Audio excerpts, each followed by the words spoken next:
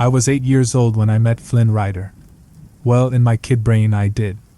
I'm not going to tell you his real name right now, but it will make me feel better if I refer to him as Flynn.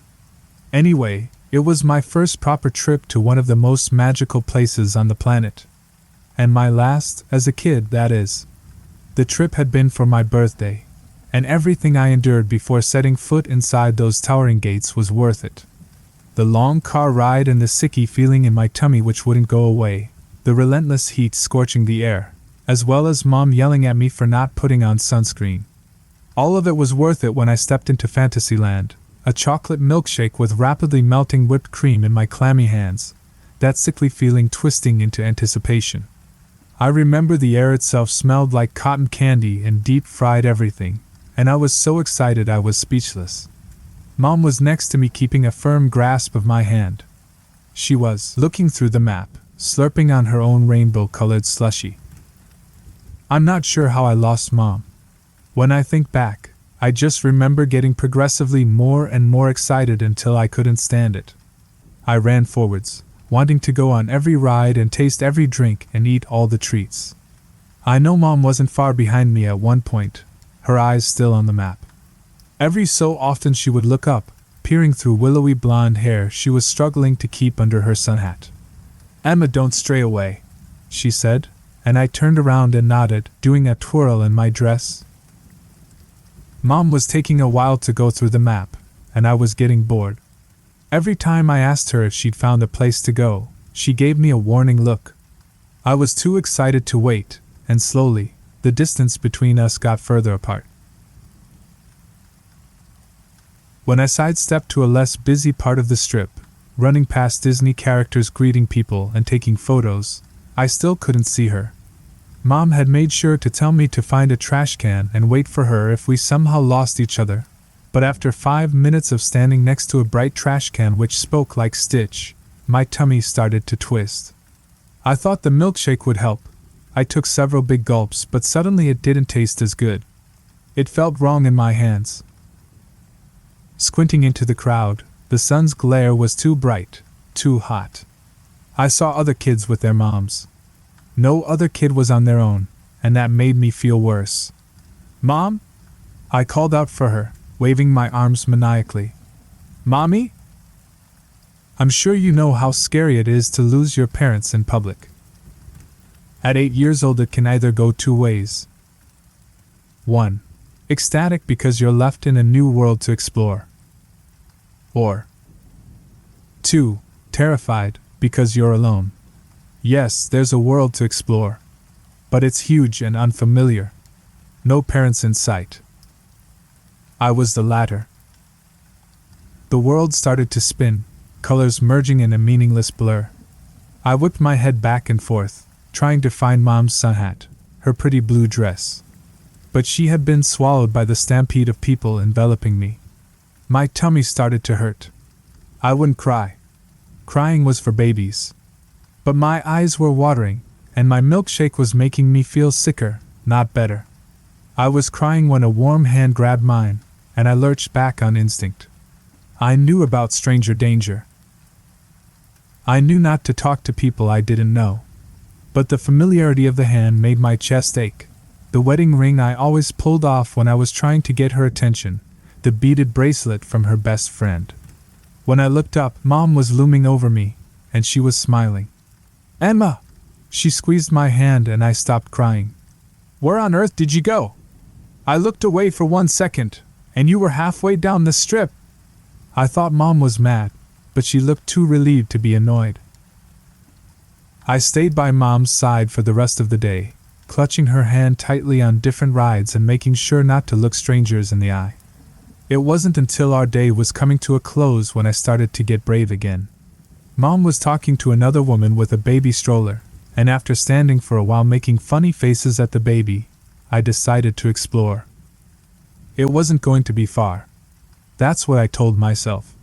Mom always took 8 million years to talk to her friends, and I usually got bored and fidgety. I was blowing raspberries at passers-by when I glimpsed one of my favorite Disney princes across the walk.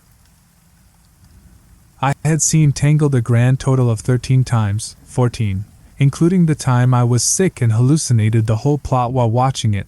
Flynn was different to the other princes. He made me laugh all the way through the movie. Just the scene when he was knocked out with the frying pan had me dying of laughter and rewinding the Blu-ray, much to Mom's annoyance. Flynn looked exactly like he did in the movie. Longish brown hair swept to the side and a hook-like nose clashing with handsome features. His signature leather satchel strapped over a white shirt and blue jacket. I expected him to be talking to other kids who were running by yelling his name, but he wasn't paying any attention to them, leaning against the wall with his arms folded. The sword he was supposed to wave around like in the movie was sticking from his belt. It looked like he was scanning the crowd. Every kid who walked past caught his attention, and he started to come alive, standing straighter, his frown twisting into a smile, before their parents joined them and his shoulders slumped.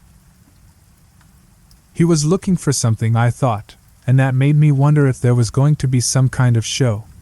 Earlier, Mom had taken me to an under-the-sea interactive show. But when I strayed further from Mom and closer to Flynn, the prince wasn't putting on any show, or at least none I could see. But he was looking for something in the crowd. I hid behind a state of aerial and peeked behind it. When I was sure his gaze went back into the crowd, I waved with a grin. There was no sign of Maximus or the frying pan, or its wielder, but I was happy to see at him at least. I was waving my arms like a maniac when he finally caught my eye, and something in his expression changed. Again, his eyes flickered back and forth looking for something. This time he stood up straight and looked me directly in the eye. I grinned at him, and he smiled back and took out his sword, waving it. Then he winked at me, and after a moment he gestured me over. I hesitated at first. Mom told me to never talk to strangers, but this was Flynn Rider. He wasn't a stranger. I knew him like I knew my friends. Mom would understand me talking to a prince. When I looked over my shoulder, I saw Mom still talking to her friend and I was in her field of vision. Just like she said. So, it would be okay. I skipped over and jumped in front of him. "Are you Flynn Rider?" I lowered my voice. "I don't like your real name." Eugene Fitzherbert was the worst name in the history of mankind. He shrugged. "I guess." When I stopped smiling, he seemed to rethink his answer, his expression twisted, and I swore I saw pain. Pain he was trying to hide. Still though, he grinned, which was forced. "Oh no, yeah, of course I am. Flynn Rider. That's me." I folded my arms. "Your nose is bigger in the movie." "Thanks." Flynn's smile wasn't as big as it was in the movie. He seemed distracted. His voice was different too. He sounded younger, like my older cousin who was in his last year of high school. But I wasn't going to complain. He just confirmed it was him. "Hi." I waved my drink. "Can I give you a hug? You're my favorite." I had to think for a moment. After Maximus. I expected him to roll his eyes and laugh like he did in the movie. Flynn and Maximus had a love/hate relationship, and it was one of my favorite parts. Instead, though, he nodded. "Yeah, sure." Flynn looked behind me. Are you with your parents?" I followed his gaze. "Yeah, my mommy's talking to her friend," I said. "She talks forever. My daddy said he wants to divorce her for it." I was so excited I couldn't stop speaking, even when I hadn't completely thought my words through. He nodded. "Ah." Flynn grabbed me awkwardly and wrapped his arms around me in a hug. He smelled like crushed fall leaves and spicy oranges. I opened my mouth to tell him how much I loved the movie, when his grip suddenly tightened, and then it was hard to breathe without taking a sharp gulp of breath. My face was pressed against his shoulder, and the scents of fall leaves and oranges were suffocating. I tried to pull away, tried to cry out, but he held me tighter. "Listen, kid." Flynn's voice was far too different now. He didn't sound like a prince. He sounded like a stranger. I need you to do something for me, and I know this is scary. I know you're scared, and if I wouldn't be doing this if I was fucking desperate. Trust me, I'm not like this, okay? I didn't just wake up this morning and decide to kidnap a kid. His voice broke, and he was panting into my shoulder. I could feel something warm dampening the straps of my dress. You're going to follow me away from the crowd, okay? Forget about your mommy. Just. He swore again, and I could almost feel this battle he was having with himself. He wanted to let me go, he wanted to let me run away, but something was stopping him. Something dark, a shadow hanging over him. Something about his words, his voice, was sincere. Or maybe I was just a naive 8-year-old who wanted to go somewhere with a fictional prince. At that point I couldn't see the faceless figure behind the costume, the boy with no identity who was crying out for help. All I saw was pure fantasy. Come with me. That's all I'm asking. I'm not that scary. I could only squeak into the material of his shirt. Okay, I am slightly scary. I don't blame you for wanting to run away. Can I help you here? I whispered. There are too many cameras. What about my mommy? I'll bring you back to her. I just need help. He groaned. Defeating the evil queen or whatever. She's back? I whispered in a shriek. Yeah, sure. Gotham is back. Do you mean Gahel? The boy sighed. Yes. Gahel. Are you going to help me or not? When I managed a nod, his grip on me slipped away. I was free. I was free of his suffocating grasp, and I could have run. I could still hear Mom several yards away. But when I looked up at Flynn, at the look on his face which was bleeding with desperation and pain and emotions I couldn't even understand at that age, I knew I had to go with him. The world was different when I blinked and fully took everything. Colors were duller. The crowd was thinning, and the smell in the air smelled like expired milk. Flynn was no longer illuminated in light like earlier when I first glimpsed him. Now he was shrouded in a darkness I didn't understand, tendrils of black twined around him. The sun drifting across the horizon and the sky was darkening. Flynn took my hand and took several steps back before he started to run. I stumbled, struggling to keep up. Where are we going? I gasped out, twisting around, catching one last glance at my mom. She was oblivious, a smile on her lips. Panic filled me. Would I see my mom again? I tripped over my shoes, but he just pulled me further before I could bend and tie my laces. Flynn didn't answer my first question, and I managed to choke it out again when we slowed. Flynn came to an abrupt stop. He was calculating where to go. His gaze snapped to a security camera, and he took a step back before yanking me behind an attraction. There was a sign which said closed, but Flynn kept going, pulling me past signs which kept telling us to go back, and then helping me climb over a gate. When I hit the ground knees first, he helped me to my feet.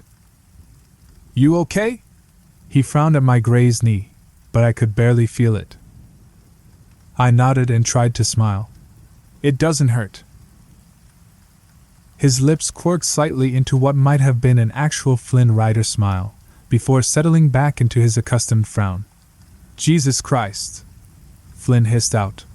He was looking at something behind me. Please! Never make me do that again. Relax. Another voice, and my head snapped up.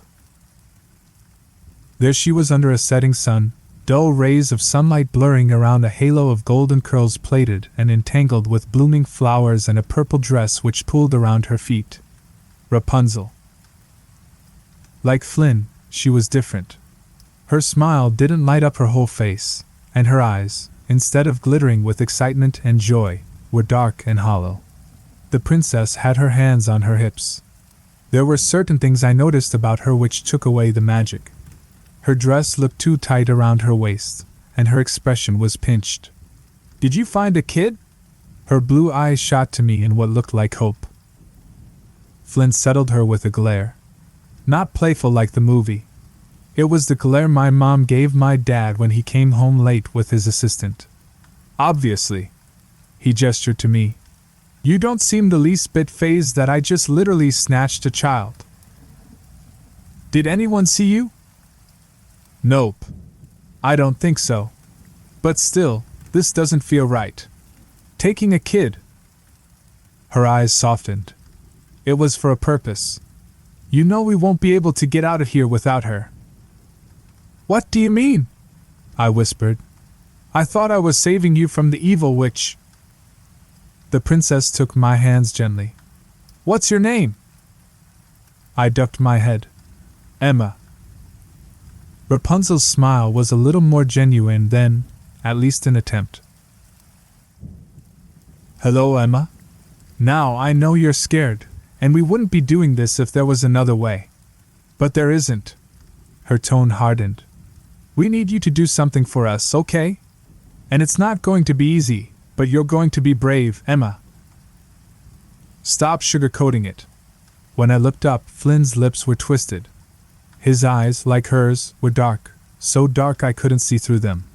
The glimpse of the real prince I'd gotten when I grazed my knee was gone, and I was left one again with a stranger. He stabbed at his temples.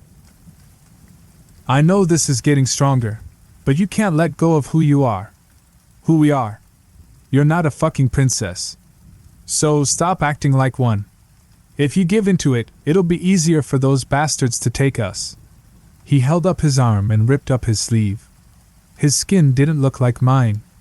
It looked like it was rippling, writhing, like there was something underneath. Creepy crawlies. I bit my lip against a cry. Flynn looked like he was going to cry himself. See? He choked out, stabbing at his arm.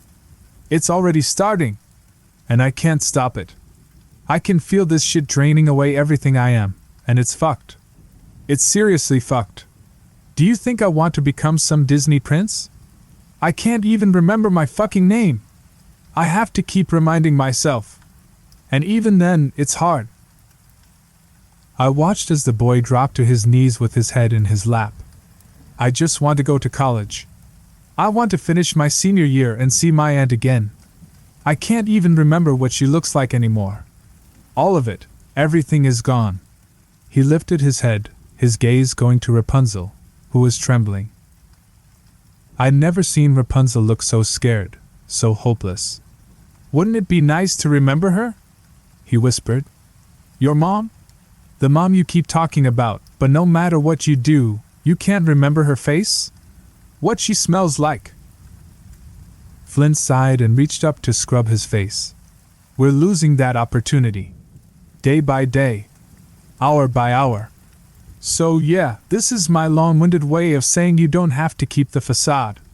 So please. She doesn't need a pep talk filled with rainbows and cotton candy. She needs reality. We tell her what's going on, and then we tell her what she needs to do, and the kid does it. Because if we don't, if we keep standing here like idiots playing make-believe, she's going to get the wrong idea. The princess shook her head with a sigh. She let go of my hands, her expression hardening. Right. She whispered. Emma, you're going to help us, okay? I shook my head. Flynn was scaring me. I want my mommy. You can go back to your mommy, she whispered. We just need you to do something extra special for us, okay? I peeked at Flynn, and he scowled. Kid, we don't have time for this. You're either going to help us or... He trailed off. We'll make you help us. You're scaring her. Rapunzel shot him a warning look. I'm scaring her? Good. What else? What else do we do? How the fuck do we get out of this? Stop swearing, I whispered. I don't like it when you swear. The boy opened his mouth, but Rapunzel shushed him. Calm down. We've still got a few days before they empty us. Empty you? I shrieked. Flynn snatched my milkshake and tipped it, pouring the contents onto the ground. Every drop, kid. I squeezed my eyes shut. What do I do? Rapunzel straightened up. Do you know that it's a small world ride, Emma? I nodded. Mom promised we could ride it at the end of the day. Well, Rapunzel bit her lip. We need you to ride it. And don't worry, I can get you on super fast, don't worry. Flynn nodded. We need you to jump out under the first tunnel. What? I started to shake my head, but he gently took my shoulders. Listen to me, he said. You're going to sit at the back of the ride. It's pretty late in the day, so there shouldn't be too many people. And it's dark. Rapunzel will make sure your seatbelt is loose, and you just have to jump out at the first tunnel. The prince shook me so hard the world started to spin. It has to be the first tunnel, do you understand? Inside the tunnel there's a sort of, I guess you can call it it's a big rabbit hole, Rapunzel said, shooting me a reassuring smile. Have you seen Alice in Wonderland? I nodded. Well, it's just like that. It's a magical hole in the ground. All you need to do is jump in. Flynn must have seen my look of hesitation. I know it sounds scary, kid. Like we're sending you to your demise. Rapunzel shoved him. Hard. But it'll be fine, he said. They pump weird crap into the air to prevent kids hurting themselves.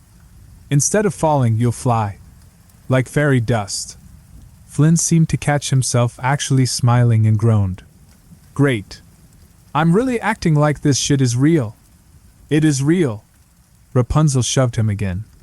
Fairy dust, Emma. You'll fly. We promise. I did want to fly.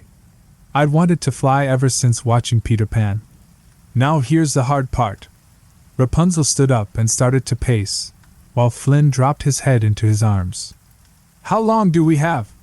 The princess asked. Maybe 5 minutes, he replied. And that's if her mom hasn't come looking for her. Right. Rapunzel took a deep breath. Emma, here comes the hard part, okay? She came to stand in front of me, and I looked up, and finally, cracks were starting to appear in her appearance. Her makeup was running in the heat, and she'd rolled up the sleeves of her dress. You're going to land in a big room, the princess said. And you're going to promise me that you're going to keep your eyes closed as soon as you land, okay? You don't need to see anything, Emma. What you need to do is take 2 steps and reach out. You'll feel a big red button, and what you're going to do is press it. I frowned. Why can't I look? I don't like the dark. The two of them exchanged glances and Rapunzel sighed. The spell, Flynn said. If you open your eyes, the spell won't work. Rapunzel raised her brow. I thought you didn't want to play fantasy? He shrugged. You try convincing her to keep her eyes shut without traumatizing her. The princess nodded solemnly. Right. 2 big steps, Emma. Keep your eyes shut extra tight and press the button. You don't need to see what's inside the room, because there isn't anything to see. But if you open your eyes, the spell won't work. The spell on Mother Gahel, I whispered, my gut fluttering with excitement. She nodded. Exactly. Then we can all go home, and you can go back to your mommy. There was a pause, and I finally said the words which had been choking my mouth since Flynn started yelling. Is someone hurting you? I asked, a lump in my throat. The princess held out her arm. Like Flynn's, it looked wrong. Too shiny. It's okay, she murmured. You can touch it. I did, running my fingers over her skin, and immediately retracted my hand with a cry. Her arm didn't feel like my own, or my mommy's. It was hard and smooth, and metal. It felt like my mom's car door when I slammed my hand against it, impatiently waiting for Mom to unlock it. I tried again, and the further my fingers glided past her elbow, I relaxed. Her skin felt more normal. When I frowned at her, the princess spoke, but her voice was choked. See? I've still got some patches of skin left. When her skin started to writhe like Flynn's, something moving under so-called flesh, I staggered back, and she pulled down her sleeve. It's okay, she said softly, pointing to her ear. She pulled off her blonde wig, revealing dark hair tied into a ponytail. It was surreal seeing Rapunzel having different hair, but the more she revealed of herself, the calmer I felt. The princess grazed her fingers over her right ear where something was attached, a device I'd never seen before. The green light reminded me of my cousin's PlayStation 1.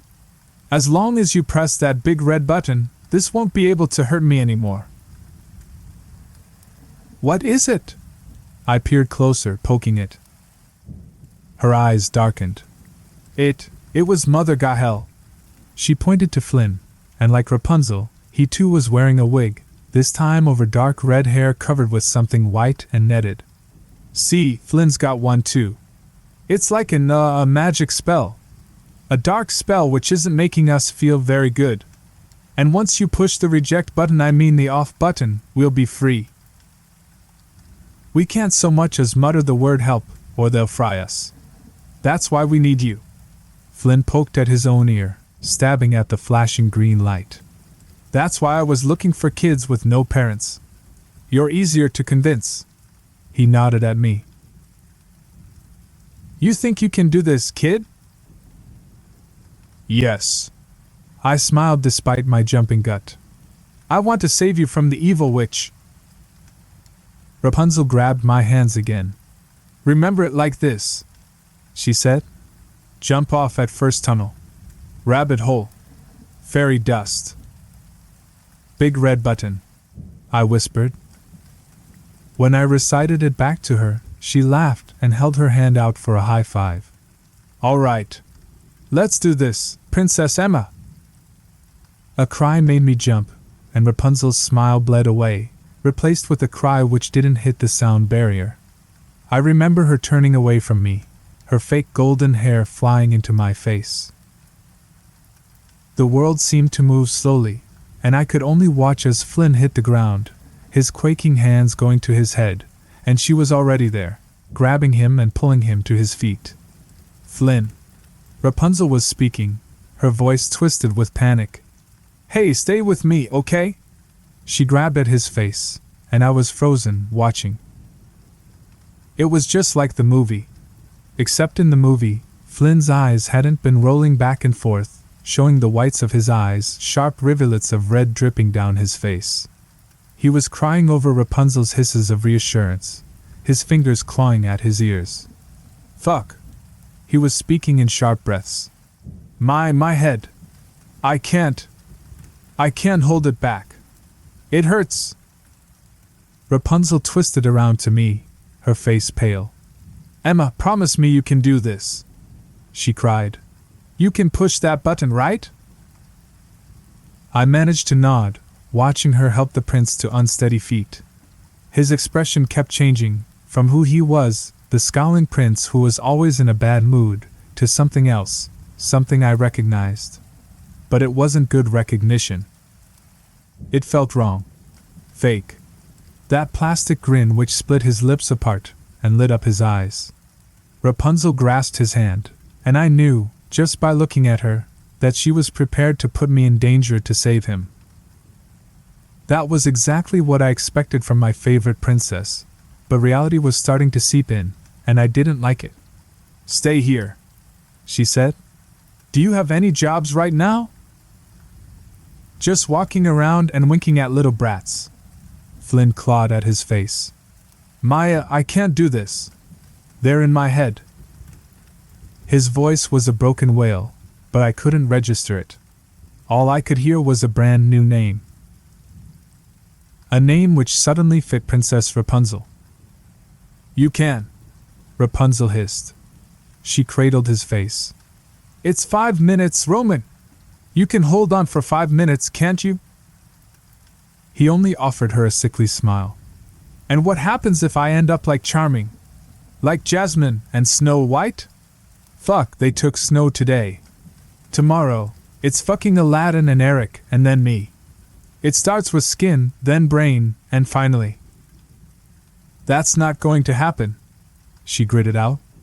Rapunzel marched forwards and grabbed me. Come on, Emma. This time her grasp was tight, but I held on. Flynn sunk to the floor. I've got a jacket down there. If you could get it and take it to my aunt so she knows I didn't just disappear into the fucking never realm, that would be great. His voice was strange, wobbly, like Dad when he had too much wine. Rapunzel didn't turn around, pulling me with her. No. Because she's pressing that button. Stay here, Roman. It's red, Flynn yelled while the princess was helping me climb back over the gate. It's got a Pikachu on the zip. You know what a Pikachu is, right? By the time we were at the It's a Small World ride, my stomach was galloping. The line wasn't long, and Rapunzel was quick, pulling me through the entrance and then helping me into my seat. I noticed her trembling hands when she was buckling me in. Maya. That's your name, I whispered when she was struggling to loosen the belt. The princess lifted her head and blinked at me when I said the name. I could tell by her eyes that she was happy to hear that name, but her lips pursed, and she shook her head. They're nicknames, she said shakily, smoothing down my dress. Okay, tell me again what you need to do. The ride rumbled underneath me, and in front, a group of kids squealed in delight. When I looked around, it was dark, the water black beneath me. I squeezed my hands into fists. First tunnel, I whispered. Rabbit hole. Fairy dust. Big red button. And what are you not going to do? Open my eyes. Rapunzel nodded. That's right, she whispered. When the ride started, I waved to Rapunzel, but she didn't wave back. I still remember her pale face lit up in the glow of animatronic dolls coming to life. When the song started, I focused on the princess's words and stared hard at the running water below me. There were two orderlies, but both of them were focused on the kids at the front. As the ride slowly drifted towards the first tunnel and I was greeted to yet another wall of dolls coming to life in sharp twitching movements, I grabbed at my seatbelt. The world was enveloped in black, only lit up by faded white light, and when the kids at the front started screaming, I pulled my seatbelt apart and jumped up. Everything was spinning and my legs wouldn't move properly, but somehow, I managed to plant one foot on the side of the ride. Flynn told me the ride was close to the ledge, so I only had to step off, and with his words echoing in my head, I made sure the orderlies weren't looking before stepping off the ride. At first, I was off balance, and I thought I was going to fall into the water, but I caught myself. The ride continued without me, and I ducked, just like Rapunzel had told me. Once the ride went heading towards the second tunnel, I blindly walked on the ledge, scanning for the hole. It was too dark, I couldn't see anything. I remember being frustrated, stamping, looking for the magical hole, when the ground left my feet. I cried out, but my scream was swallowed up as I plunged, my body slipping into nothing. Flynn and Rapunzel had promised me it would be like flying, but it didn't feel like flying. I lost all my breath in a scream, and I wasn't floating like I thought I would. I was slicing through air at a pace I could barely keep up with. They said it would take a while for me to land, because of the fairy dust, but when I opened my eyes there was no sparkling fairy dust. There was just the darkness, before I hit something. Pain exploded in my body, and I had to bite back a cry. Remembering Rapunzel's words, I covered my eyes before I could see anything, and I could see something. It was no longer dark, the endless oblivion I'd been trapped in making way for a scary red light. Trying not to cry, I stood up, still with my hands over my eyes. I'd lost my shoes when I'd landed, and my feet were bare. I could feel them standing on something soft. When I took a shaky step forwards, the sensation of the ground changed. No longer soft, like I was walking through materials of some sort, there was something wet. I was standing in something wet and warm which pulled in between my toes and stuck to my soles. What did Rapunzel say again? 2 big steps. I took my first step, my breath quivering. It was so hard not to peek between the cracks in my fingers. Another step. This time I stepped on something. This time it was cold and squashy. It felt familiar. Like earlier, holding Mom's hand. I reached out for the big red button, but I was clawing thin air. I started to panic and stumbled back, but I was standing on something else. This time it was sharp and crunched. I couldn't take it anymore, and my eyes shot open on instinct. I peeled my hands from my face, choking on a cry. The gravity of what I had done didn't fully settle in, but I wasn't thinking about Rapunzel and Flynn's words. Instead, I was looking forwards at the source of the scary red light which had illuminated the cracks between my fingers. There was a giant machine towering over me. It reminded me of a monster with an angular opening like the jaw of a shark. I didn't look at what was inside the monster's mouth because at that moment, my brain wasn't registering it. I wasn't looking at the piles and piles of sleeping people who I had been standing on. There was a conveyor belt contraption in front of the machine. I started forwards blindly when I glimpsed the big red button on a control panel of other strange buttons and switches. But then something caught my eye. At the very top of the pile of sleeping people was something red. It stuck out to me, not because of the color, but because of the strange yellow thing connected to its zip. Something warm slithered up my throat, but I couldn't cry out. There was no exit, only the yawing mouth of a monstrous metal beast which had spat out all these sleeping people. Before I could stop myself, I stumbled onto the pile and reached for the jacket, but I was seeing closer. I began to realize they weren't sleeping. They were broken like dolls, some with heads and some without. The red jacket, when I reached out to grab it, was attached to something, a body buried in discarded parts. I was frozen, my fingers still grasped in the material of the jacket, when the ground suddenly rumbled beneath me. The monster had woken up. But it didn't eat me. It was shaking, spitting, making the same sound as my mom's lawnmower. The red light turned green, followed by screams. They were deafening, sending me to my knees. It was a girl, her cries rattling my skull. There wasn't just her scream. The sound of my mom's lawnmower continued. But I wouldn't listen to it. I couldn't. When her screams died down and the ground stopped shaking, rumbling, the light turned red once again, and I risked a peek between my fingers. The conveyor belt was moving, I realized, and on it, bleeding into the dark, was a girl in a dress I recognized. Her screams were replaced with a melodic voice I knew all too well. I'd seen the movie so many times. I recognized her black hair, her pale white skin. Her face was illuminated in eerie light, a wide smile prickling her lips. But there was something wrong. The way she was standing, her drooping eyes which popped out of her skull. She was posing, her hands clasped out in front of her, an apple balanced in her palms. "Would you like an apple?" Snow White said. Her legs, metallic and shiny, were trembling beneath her. Footsteps. A voice. "Great. She's come out wrong." I couldn't move, my gaze still on Snow White. The way a strong pair of arms grabbed and pulled her off of the conveyor belt. "Jesus! Who let a kid in?" The voice barely penetrated my ears. I couldn't stop staring at the princess, at her drooping eyes and wide grin. Warm arms grabbed hold of me, and that was when I snapped out of it. I started screaming, and I didn't stop until they had cleaned me up and carried me out of the ride, and back into my sobbing mother's arms.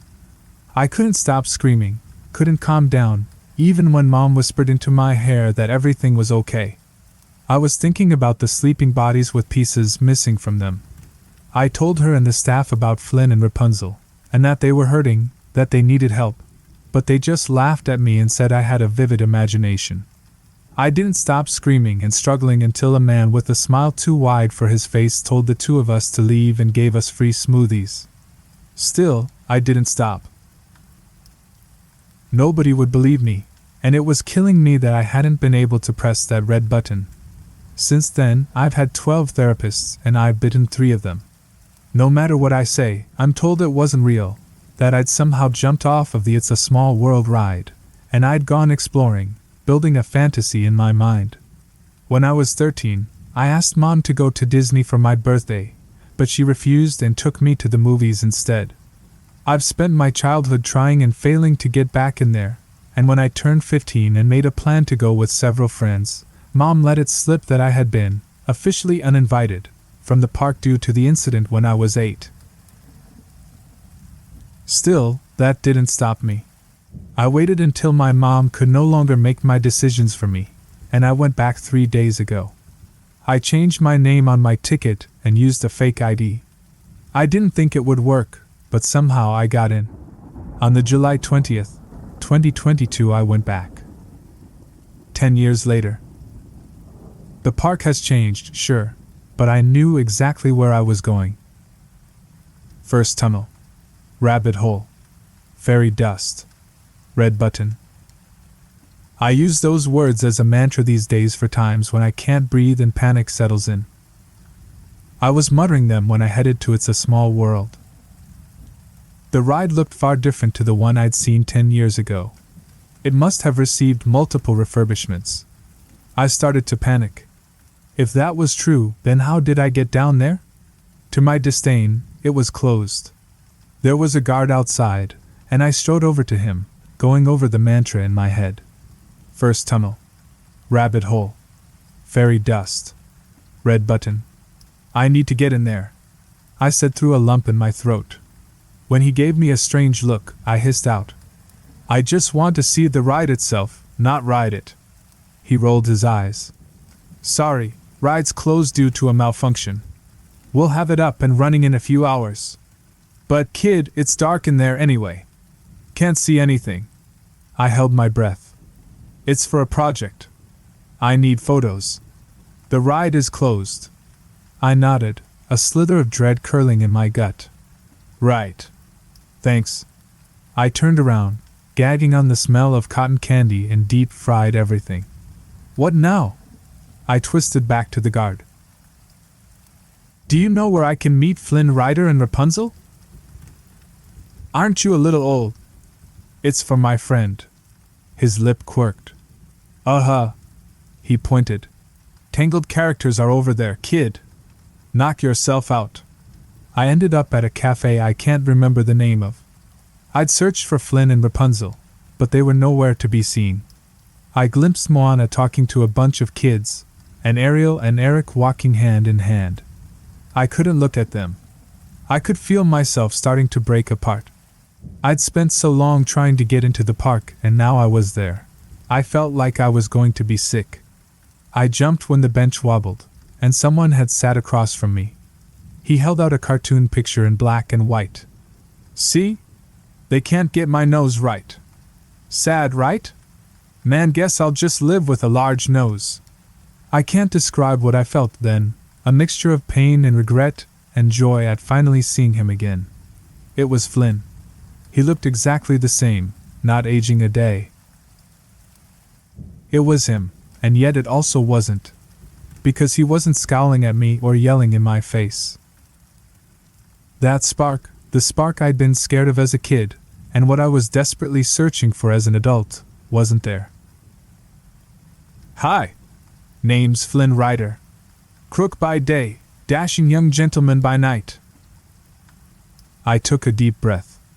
I'm late. I managed to hiss through a sob I couldn't hold back. I looked him in the eye, but he was looking right through me. It hurt. Fuck. This stranger who I didn't even know, who I tried to save. It fucking hurt that he wasn't looking at me. His expression was frozen in a cartoonish grin, and I thought back to Snow White on the conveyor belt. 10 years, I whispered. But I couldn't, they wouldn't let me come back. I tried. I swear to God I tried. I wanted to come back the day after, but days piled up, and my mom wouldn't listen. Flynn. I swallowed. Roman. I mean Roman. Hi. Flynn said again. Name's Flynn Ryder. What would you like to do today? We've got a variety of things fit for both kids and adults. He jumped up, still with that grin. If you need help, just come and talk to me, all right? He winked, and when I looked closer, his facial expression was frozen. His right eye winking on cue. I don't bite. Maximus, however, does bite. Eugene. I couldn't breathe, suddenly. Princess Rapunzel was looming over us, giggling. Be nice to Maximus. He rolled his eyes at me, then shot a grin at her. We get along. Sort of, kind of, almost never. Rapunzel's gaze found mine, and there was fake warmth. Nothing of what I remembered, the sincerity in hollow eyes. What would you like to do today? We've got a variety of things fit for both kids and adults. They were saying the same thing, over and over again, and I couldn't fucking stand it. I don't remember much of what happened after that. I went back to the It's a Small World ride, and I was screaming at the top of my voice, slamming my hands into the gates. There was nobody around, but still, I was grabbed and escorted out of the park. I was given a bottle of water, and once I gave my name in a hysterical cry, they told me to go home, and if I set foot in there again, the police would be called. I stayed outside the gate for a while. At first, I thought of plans to get back in, but when the reality settled in that I was too late, 10 years too fucking late, I stood up and turned to go. I grabbed my bag from the ground and shouldered it, and I started forwards, but I stopped when the hair of my neck stood up. My stomach twisted into knots. I turned slowly, to find a figure standing at the gates. I glimpsed fingers wrapped around steel, tightening, so tight. Flynn. His right eye was still winking erratically, a sad smile twitching on lips trying to form a grin. I moved closer, my breath in my throat. Flynn opened his mouth. It's a small world, he said. It's a small world, isn't it? I started to answer him, but that same guard was coming towards me. Hey, I said go home. Fucking Disney adults. When I looked back at the gate, Flynn was gone. I got a restraining order in the mail this morning. But it's not going to stop me. I might be 10 years late, but I believe I can still get in there. I can still save them.